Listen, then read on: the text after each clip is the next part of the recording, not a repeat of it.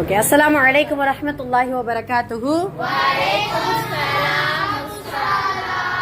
அல்ஹம்துலில்லாஹ். அல்லாஹ்விற்கே எல்லா புகழும், அல்லாஹ்வுடைய அன்பும் அருளும் என் பெருமானார் ரசூலுல்லாஹி கரீம் ஸல்லல்லாஹு அலைஹி வஸல்லம் அவர்கள் மீதும் நம் அனைவரின் மீதும் என்றென்றும் நின்று நிலவட்டுமாக. ஆமீன். அல்ஹம்துலில்லாஹ். நம்ம ஒவ்வொரு வார வெள்ளிக்கிழமையும் பல பயனுள்ள விஷயங்களை நம்ம பேசிக்கொண்டும் கேட்டுக்கொண்டு வர்றோம். அல்ஹம்துலில்லாஹ். நம்ம கிட்டத்தட்ட ஒரு 4-5 வாரமாக நபிமார்களுடைய வரலாறுகள் ரொம்ப சுவாரஸ்யமான முறையில் போய்கிட்டு இருக்கு. அப்படிதானம்மா? கிட்டத்தட்ட ஒரு 5 நபிமார்களை பார்த்துருப்போமா? ஆதம் அலைஹிஸ்ஸலாம் அவருடைய வரலாறு பார்த்தோம், நூஹ் அலைஹிஸ்ஸலாம் அவருடைய வரலாறு பார்த்தோம், இத்ரீஸ் அலைஹிஸ்ஸலாம் அவருடைய வரலாறு பார்த்தோம், சாலிஹ் அலைஹிஸ்ஸலாம் அவருடைய வரலாறு பார்த்தோம், சுலைமான் அலைஹிஸ்ஸலாம் அவர்களுடைய வரலாறுகளை பார்த்தோம். மொத்தம் 5 நபிமார்களுடைய வரலாறுகளை நம்ம பார்த்துட்டோம். அல்ஹம்துலில்லாஹ். இன்னைக்கு நாம ரொம்ப ரொம்ப முக்கியமான குர்ஆனில் அதிகமான இடங்களில் இடம்பெற்ற ஒரு நபியுடைய வரலாறு நம்ம பார்க்க போறோம். இப்போ நாம குர்ஆன்ல 2 நபிமார்கள் அதிகமா அல்லாஹ் தஆலா பேசிக்கிட்டே இருப்பான். ஒரு பேஜை திறந்தோம்னா இந்த 2 நபிமார்களை யாராவது ஒரு ஆள் வந்துருவாங்க, அதுல அந்த ஹிஸ்டரியில வந்துருவாங்க. அது யாரா இருக்கலாம்? இப்ராஹிம் அலைஹிஸ்ஸலாம், மூசா அலைஹிஸ்ஸலாம், இஸ்மாயில், தாவூத்லாம் அது கொஞ்சம் எங்கேயாவது தான் அல்லாஹ் சொல்லுவான். இப்ராஹிம் அலைஹிஸ்ஸலாம் அவர்களை குறித்தும் மூசா அலைஹிஸ்ஸலாம் அவர்களை குறித்தும் குர்ஆன்ல நிறைய இடத்துல அதிகமான இடங்கள்ல அல்லாஹ் தஆலா குர்ஆன்ல நமக்கு சொல்லி காட்டுதான். இப்போ நாம இன்னைக்கு இந்த 2 நபிமார்கள்ல அது இன்னும் அதிகமா சொல்லப்படுறது யார் அப்படின்னா மூசா அலைஹிஸ்ஸலாம் அவர்களுடைய வரலாறு. சரிங்களா? அவங்களை குறித்து தான் நம்ம பேச போறோம் இன்ஷா அல்லாஹ். கலீமுல்லாஹ். மூசா அலைஹிஸ்ஸலாம் அவர்களுடைய இன்னொரு பேர் என்ன? கொஸ்டின் கேட்பேன், சரியா? கரெக்டா நீங்க ஞாபகம் வச்சுக்கிறணும். கலீமுல்லா அப்படின்னா என்ன அர்த்தம் அப்படின்னா அல்லாஹ்விடத்தில் பேசிய நபி மூசா அலைஹிஸ்ஸலாம். மற்ற நபிமார்கள் அல்லாஹ்விடத்துல பேசலையா?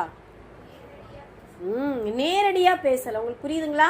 மூசா அலைஹிஸ்ஸலாம் அவர்கள் மட்டும்தான் அல்லாஹ்விடத்துல எப்படி கேட்டாங்க தெரியுமா? யா அல்லாஹ், உன்னை நான் பார்க்கணும் அப்படின்ட்டு கேட்டாங்க.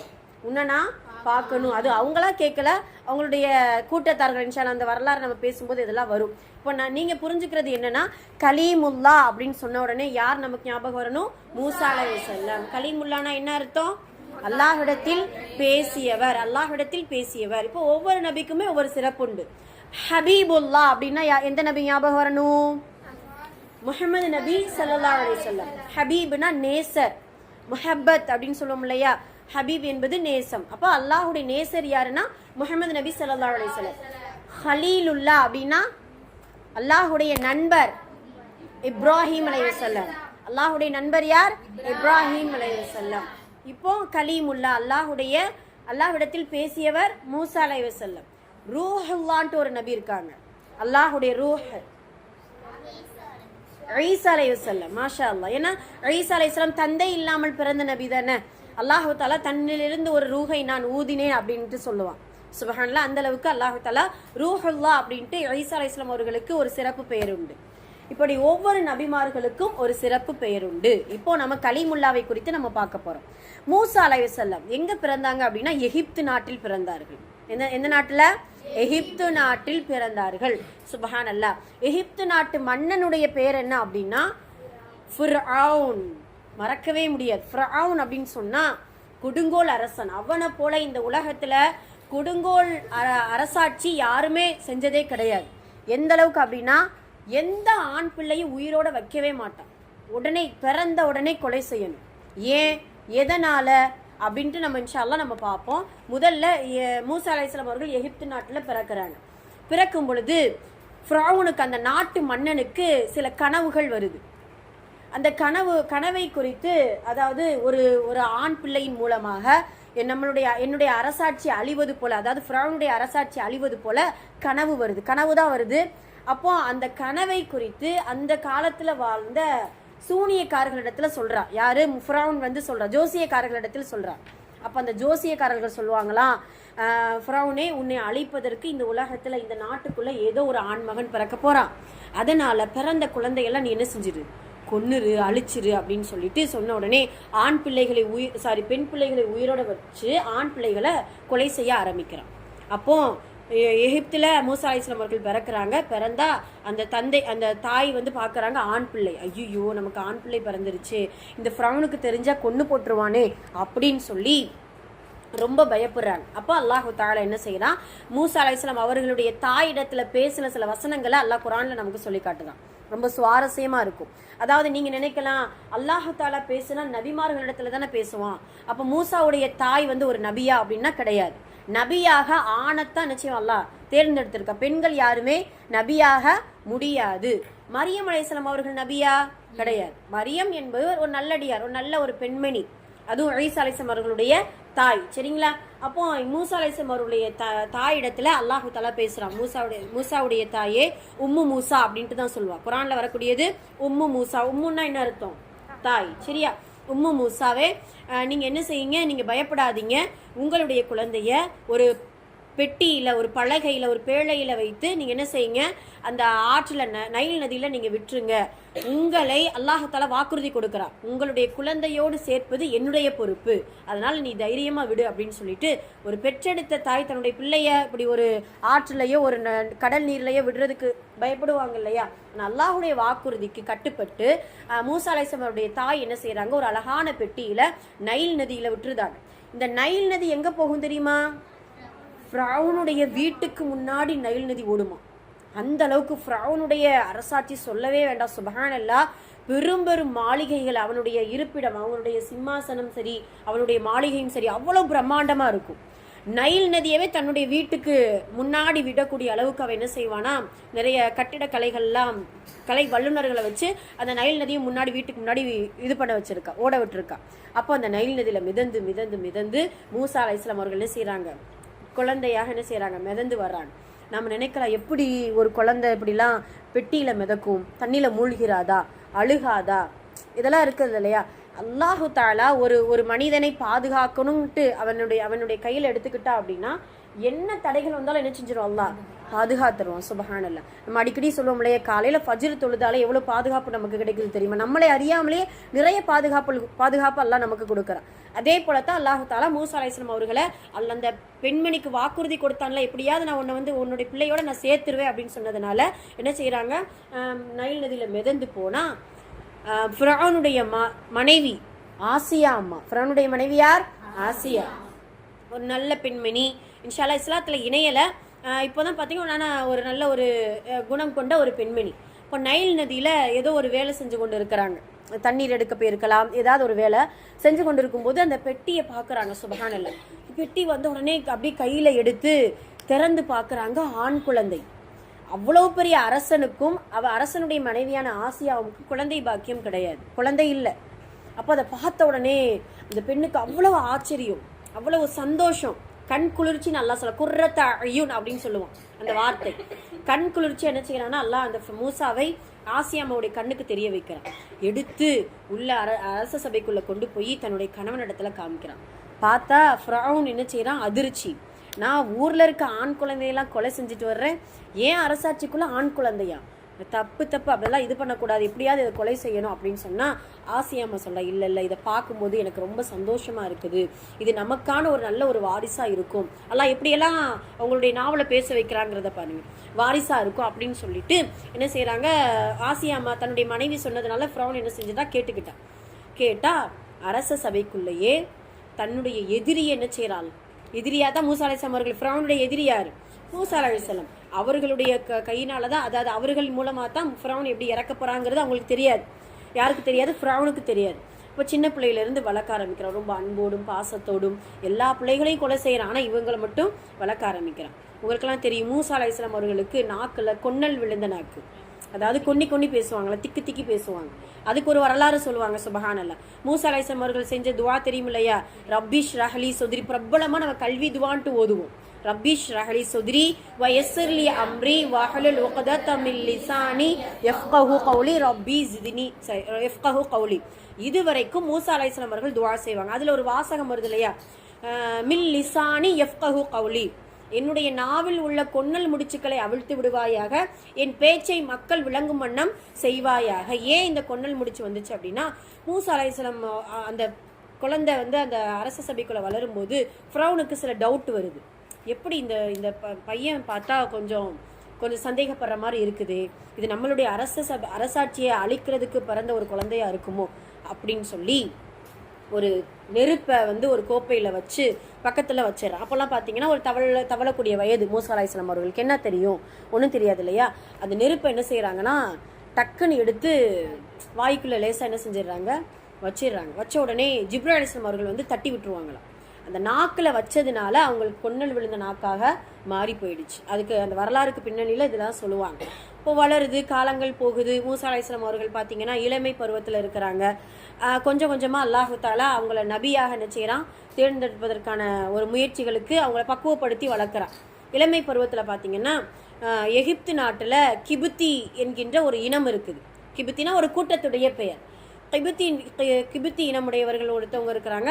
அப்புறம் ஃபிரௌனுடைய ஒரு பணியாட்கள் அப்படின்னு சொல்லிட்டு ஒரு நிறைய அவங்களுடைய கூட்டம் இருக்குது. இப்படி இருக்கும்போது மூசா அலைஹிஸ்ஸலாம் அவர்கள் என்ன செய்வாங்க, ஒரு தெரு ஓரமாக நடந்து போயிட்டு இருக்கும்போது 2 பேர் சண்டை போட்டுட்டே இருப்பாங்களாம். மூசா அலைஹிஸ்ஸலாம் அவர்கள் ரொம்ப பலசாலி. எந்த அளவுக்கு பலசாலி அப்படின்னா, உங்களுக்கு அந்த ஹிஸ்ட்ரி நீங்கள் கேள்விப்பட்டிருக்கீங்களே, 2 பேர் தண்ணி எடுக்க வருவாங்களா, அதெல்லாம் இன்ஷால்லா சொல்லுவோம்.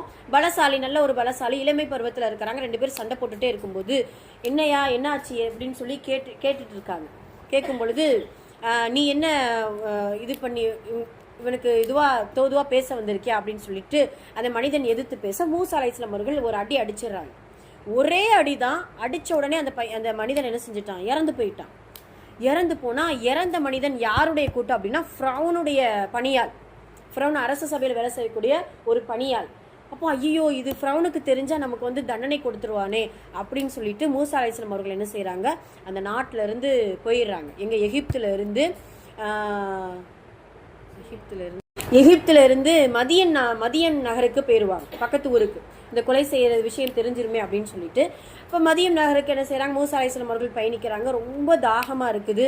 அப்பதான் மூசா அலைஹிஸ்ஸலாம் நிறைய வரலாறுகள் இருக்கு, உங்களுக்கு சுருக்கமா முக்கியமான விஷயங்களை மட்டும் நான் இன்ஷா அல்லாஹ் சொல்றேன். பயணிக்கும் பொழுது ஒரு கையில் அவங்களுக்கு எப்பயுமே கையில் ஒரு கைத்தடி இருக்கும், மசா கைத்தடி இருக்கும். உங்களுக்கெல்லாம் தெரியும் நபிமார்களுடைய பிரத்யேகமான சில வேலைகள் உண்டு. அதில் ரொம்ப முக்கியமானது ஆடு மேய்த்தல். எல்லா நபிமார்களும் ஆடு மேய்ச்சிருக்கிறாங்க. ரசூலுல்லாஹ்ல இருந்து நம்ம பார்த்துருக்கோம் இல்லையா, நபி ஸல்லல்லாஹு அலைஹி வஸல்லம் அவர்கள் சின்ன வயசுல என்ன வேலை செஞ்சிருக்காங்க, ஆடு மேய்ச்சிருக்கிறாங்க. இளமை பருவத்தில் தான் வியாபாரம் செஞ்சிருக்கிறாங்க. அதே போல் ஈசா அலைஹிஸ்ஸலாம், அதே போல் இப்ராஹிம் அலைஹிஸ்ஸலாம் அவங்கெல்லாம் ஆடு மேய்க்கும் தொழில் கொண்டவங்க. இப்போ அதே போல தான் மூசா அலைஹிஸ்ஸலாம் அவர்கள் ஆடு மேய்க்கிறதுக்காக ஒரு கைத்தடி வச்சிருப்பாங்க. அந்த கைத்தடிக்கு பேர் தான் அஸ்வா. என்ன பேரு? அஸ்வா.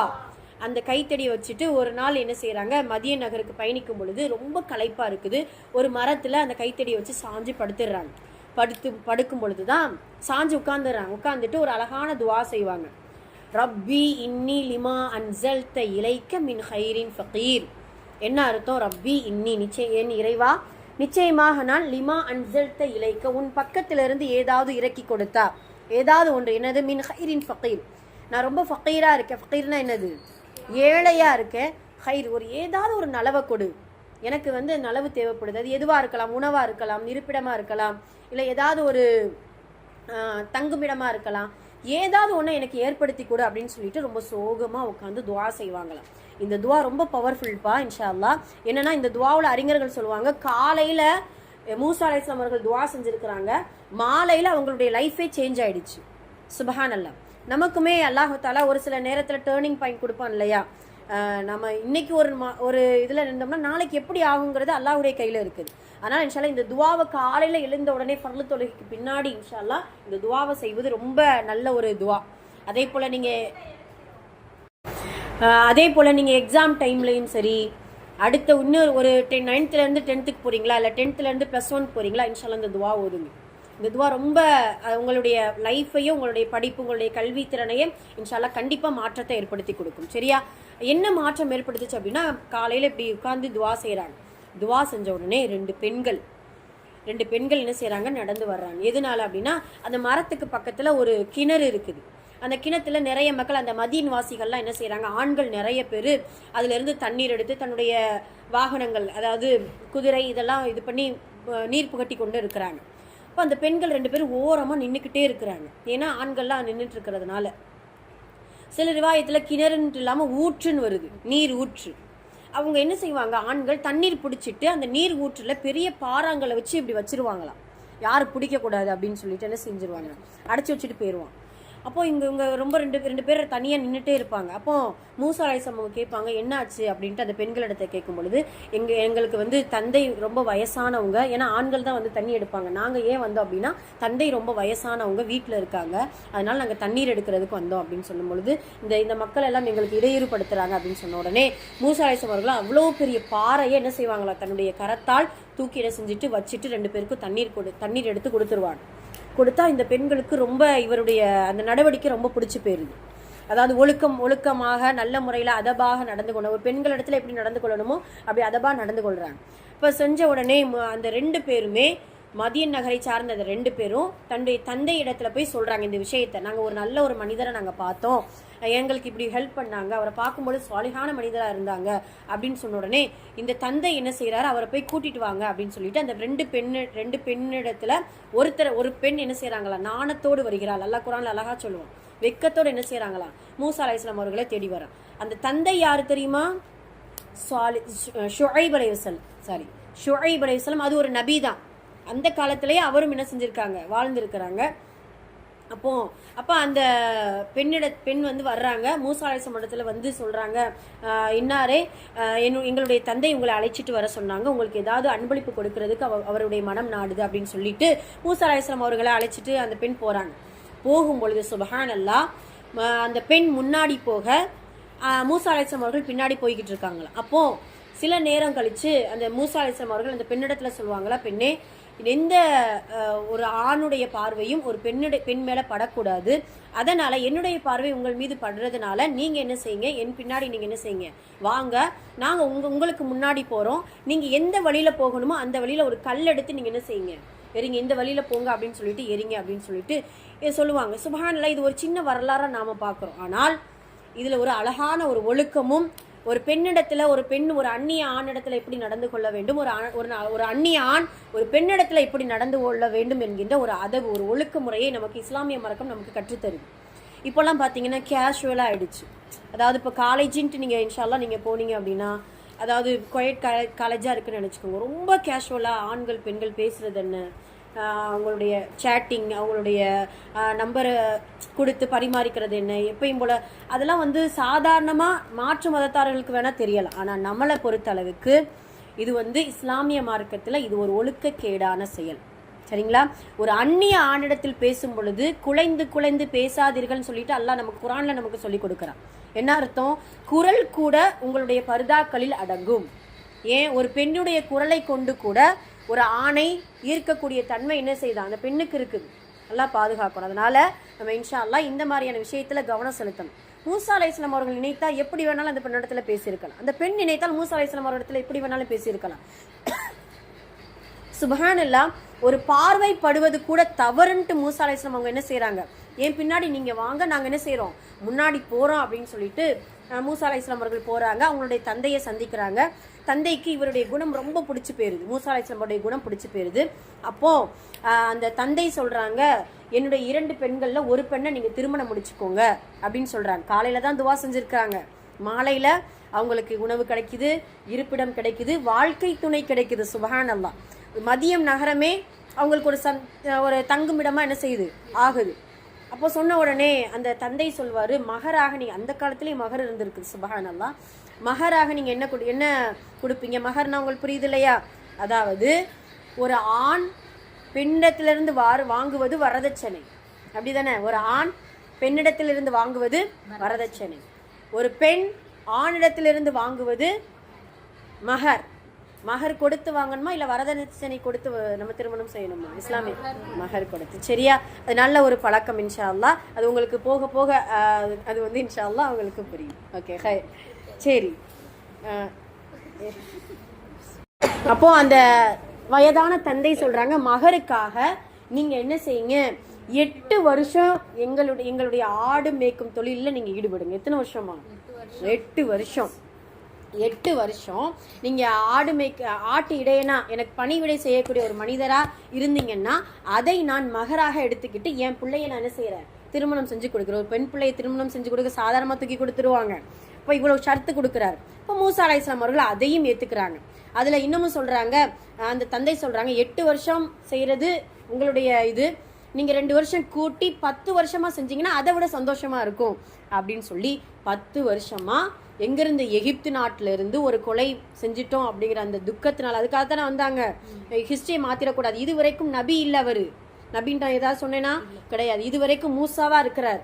அப்போ என்ன செய்கிறாரு, போய் மதியன் நகரில் 8 வருஷம் அல்லது 10 வருஷம் ஆட்டு இடையனாக ஆடு மேய்த்து அந்த பெண்ணை திருமணம் செய்து என்ன செய்கிறாங்க, சரி நம்ம பிறந்த ஊருக்கு போவோம், என்ன நடக்குதுங்கிறத நம்ம என்ன செய்வோம் பார்ப்போம் அப்படின்னு சொல்லி இத்தனை வருஷம் ஆச்சுல மறந்துருப்பாங்க நம்மளை அப்படின்னு சொல்லிட்டு 10 வருஷம் கழிச்சு போகிறாங்க. மதியன் நகரில் இருந்து எகிப்து நாட்டுக்கு மூசா அலைஹிஸ்ஸலாம் அவர்கள் பயணிக்கிறாங்க. பயணிக்கும் பொழுது தான் ரொம்ப இருட்டான நேரம், மனைவியோட பயணிக்கிறாங்க. நல்லா கவனிச்சிங்களா? அவர் மட்டும் போல மனைவியோட பயணிக்கிறாங்க. போகும் பொழுது இருட்டான நேரம். அப்போ மூசா அலைஹிஸ்ஸலாம் அவங்க சொல்கிறாங்க, தன்னுடைய மனைவிட்ட சொல்லிட்டு போகிறாங்க, இங்கே நில்லு, தூரத்தில் ஏதாவது அந்த மலை மேலே ஏதோ வெளிச்சம் தெரியுது, நெருப்பு எதுவும் கிடைக்குதா அப்படிங்கிறத நான் பார்த்துட்டு வரேன் அப்படின்னு சொல்லிட்டு மலைக்கு கீழே நிற்க வச்சுட்டு அந்த மலை மேலே மூசா அலைஹிஸ்ஸலாம் அவர்கள் ஏறி போகிறாங்க. அந்த மலை பேர் தான் தூர் சினாய் மலை. சரியா? தூர் சினாய் மலை அப்படின்னு சொல்லிட்டு ரொம்ப பிரத்யேகமான பிரபலமான ஒரு மலை. குர்ஆன்ல அல்லாஹ் சொல்றான் பரக்கத்தான மலை அப்படின்னு சொல்றான். அப்போ போகும் பொழுதுதான் மூசா அலைஹிஸ்ஸலாம் அவர்கள் கையில என்ன செய்வாங்க, கைத்தடி வச்சிருப்பாங்க. அப்பதான் ஒரு சப்தம் கேக்குது, யா மூசா அப்படின்னு சொல்லிட்டு.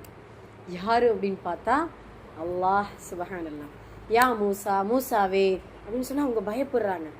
பயப்பட்ட உடனே நீங்க அல்லாஹ் பேச ஆரம்பிக்கிறான். நீங்கள் எந்த இடத்துல நிற்கிறீங்கிறது தெரியுமா? தூர் சினாய் மலையில் நான் நிற்கிறேன். இந்த மலை இந்த இந்த இந்த பள்ளத்தாக்கு, தூர் சினாய் என்பது ஒரு பள்ளத்தாக்கு. இந்த பள்ளத்தாக்கு ரொம்ப பரக்கத்தானது, அதனால உங்களுடைய காலணிகளை கலற்றி விடும் அப்படின்னு சொல்கிறாங்க. செப்பலை செருப்பை கலற்றிட்டு மூசா அலைஹிஸ்ஸலாம் அவர்கள் நிற்கிறாங்க. அல்லாஹ் மறுபடியும் ஒரு கேள்வி கேட்குறான். இந்த உலகத்தை படைத்த ரப்புல் ஆலமீன் இதோ ஒரு தூதராக நியமிக்கக்கூடிய ஒரு மனிதர். 2 பேரும் ஒரு பெரிய ஒரு 2 பேரும் ரொம்ப ஒரு அந்தஸ்தில் பெரிய இதுவாக இருக்கிறவங்க. 2 பேரும் பேசுனா பெரிய பெரிய விஷயங்கள் தானே பேசணும். சப்பமேற்ற அல்லாஹ் தஆலா ஒரு வார்த்தை கேட்குறான். கையில் வச்சிருக்க கைத்தடி என்ன அப்படின்னு கையில் வச்சிருக்கீங்கல்ல, அது என்ன, அது எதுக்காக நீங்கள் யூஸ் பண்ணுவீங்க அப்படின்னு கேட்குறான். மூசா அலைஹிஸ்ஸலாம் அவங்க சொல்கிறாங்க, இது என்னுடைய கைத்தடி அஸா, நான் இதை வச்சு ஆடு மேய்ப்பேன், இலைகளை பறித்து கொள்வேன், இது மேலே நான் சாய்ந்து தூங்குவேன் அப்படின்னு சொல்லிட்டு இது பண்ணி பேசுகிறாங்க. அப்போ அல்லாஹு தஆலா அவங்கள உணர்த்துறதுக்காக அவங்க என்ன சொன்னாங்கன்னு கவனிச்சிங்களா? அஸ்வாயனா என் கைத்தடி. ஏன் இது சொன்னது, எதுக்கு இது சொன்னதுனால என்ன ஆகுதுன்னா, இந்த உலகத்தில் என்னுடையதுன்ட்டு எதையுமே நம்ம சொல்லவே கூடாது. இந்த உலகத்தில் என்னுடையதுன்ட்டு என்ன செய்யக்கூடாது, சொல்லக்கூடாது. இப்போ கைத்தடின்னு சொல்கிறாங்க மூசா கைத்தடியோடைய கபரில் போய் படுத்தாரு. இப்போ என் வீடுன்னு நான் சொல்கிறேன், என் வீட்டோடைய நம்ம போக முடியும் கபருக்குள்ள. இந்த உலகத்தில் எதுவும் சொந்தம் கிடையாது.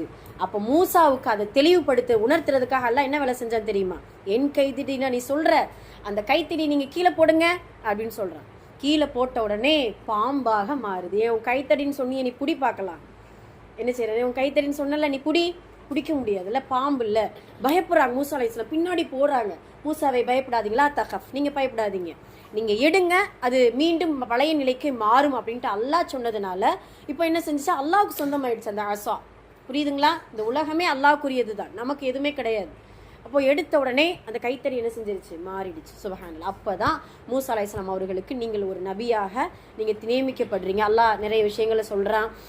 நீங்கள் இப்போ ஒரு எகிப்து நாட்டுக்கு பயணிக்க போகிறீங்கல்ல, அந்த ஃபிரௌன் ரொம்ப கொடுங்கோலனாக இருக்கிறான். நீங்கள் அவனிடத்துல நல்ல முறையில் நடந்துக்கோங்க. அவனை போல் நீங்கள் ரொம்ப கரடு முரடா ரொம்ப ஒரு கடுமைத்தனமத்தோடு நீங்கள் நடந்துக்கிறாதீங்க. மென்மையான முறையில் நீங்கள் நடந்து கொள்ளுங்கள். ஏனென்றால் அவன் கர்வம் பிடித்தவனாக இருக்கிறான். எதனால் அப்படின்னா, அன ரப்புக்குமுல் அஅலா, என்ன சொல்கிறான், அன ரப்புக்குமுல் அஅலா, நான் இறைவனுக்கு மேல் ஒரு இறைவனாக நான் இருக்கிறேன் அப்படின்னு சொல்லிட்டு அவன் பெருமை பிடித்திருக்கிறான் அப்படின்னு சொல்லி மூசா அலைஹிஸ்ஸலாம் அவர்களுக்கு சில முஅஜிஸாவை அல்லாஹ் கொடுக்குறான். ஃபர்ஸ்ட் முஅஜிஸா இந்த அஸ்வா, கைத்தடி கீழே போட்டால் பாம்பா என்ன செய்யும், மாறும். 2வது முஅஜிஸா, 2வது அற்புதங்கள் என்ன கொடுக்குறா அப்படின்னா, உங்களுடைய வலது கையை இடது கையின் அக்குளுக்குள் அதாவது சட்டைக்குள்ளே கையை வச்சுட்டு நீங்கள் எடுங்க, உங்களுடைய கை என்ன செய்யும், மிளிரும் அப்படின்னு சொல்கிறான். இதெல்லாம் ஒரு அதிசயம். அந்த காலத்துலலாம் சூனியம் ரொம்ப ஃபேமஸ். சூனியம்னா உங்களுக்கு புரியுற மாதிரி சொன்னால் மேஜிக் ரொம்ப ஃபேமஸ். ஒவ்வொரு நபிமார்களுடைய காலத்துலையும் பயங்கரமான ஃபேமஸ் இருக்கும். இப்போ ஈசா அலைஹிஸ்ஸலாம் எடுத்துக்கிட்டோம்னு நினச்சிக்கோங்களேன், அந்த காலத்தில் என்ன ஃபேமஸ் தெரியுமா, மருத்துவம். அதனால தான் ஈசா அலைஹிஸ்ஸலாம் அவர்கள் நோய்வாய்ப்பட்டவர்களை அவங்களுடைய கரத்தால் தடவுனா குணமாயிரும். இறந்தவங்கள நீங்கள் வாங்க அப்படின்னு சொன்னாங்கன்னா என்ன செஞ்சிருவாங்க, உயிரோடு வந்துடுவாங்க. இதெல்லாம் வந்து டாக்டர்ஸ், அதாவது மருத்துவத்தில் பேர் போன ஒரு கூட்டம்னா ஈசா அலைஹிஸ்ஸலாம் அவருடைய கூட்டம். அதனால அவங்களுக்கு அல்லாஹ் தஆலா ஈசா அலைஹிஸ்ஸலாம் அவர்களுக்கு மருத்துவத்தை நிறைய கற்றுக் கொடுத்தார். இப்போ மூசா அலைஹிஸ்ஸலாம் அவர்களுக்கு நிறைய முஅஜிஸாவை கொடுத்து பக்குவப்படுத்தி அல்லாஹ் தஆலா ஃபிரௌனை சந்திப்பதற்காக என்ன செய்கிறான், அனுப்புகிறான். அனுப்பும் பொழுதுதான் மூசா அலைஹிஸ்ஸலாம் அவங்க சொல்லுவாங்க, யா அல்லாஹ் எனக்கு வந்து வாய் கொன்னல் வாயா இருக்குது. அப்பதான் இந்த துவா செய்வாங்க. தூர் சினாய் மலையில நின்று இந்த துவா செய்வாங்க. என்ன துவா? ரப்பி ஷ்ரஹ் லி ஸத்ரி வ யஸ்ஸிர் லி அம்ரி வஹ்லுல் உக்தத்தம் மின் லிசானி யஃப்கஹு கௌலி ரப்பி ஸித்னி இல்மா அப்படின்ட்டு துவா செஞ்சுட்டு ஒரு விஷயம் சொல்லுவாங்க, யா அல்லாஹ் எனக்கு வந்து இப்படி வாய் திக்கு வாயா இருக்கிறதுனால என்னுடைய சகோதரர் அங்க இருக்கிறாரு, எங்க இருக்கிறாராம், எகிப்து நாட்டுல இருக்கிறாராம், ஹாரூன், அவரை எனக்கு துணையா ஆக்கி கூட, என்னுடைய சகோதரை நபியாக நீ மாற்றி விடு அப்படின்னு சொல்லிட்டு மூசா அலைஹிஸ்ஸலாம் அவர்கள் கேட்க, ஹாரூன் அலைஹிஸ்ஸலாம் அவர்களுக்கும் அந்த பட்டம் என்ன செய்யுது, கிடைக்குது. சுப்ஹானல்லாஹ்.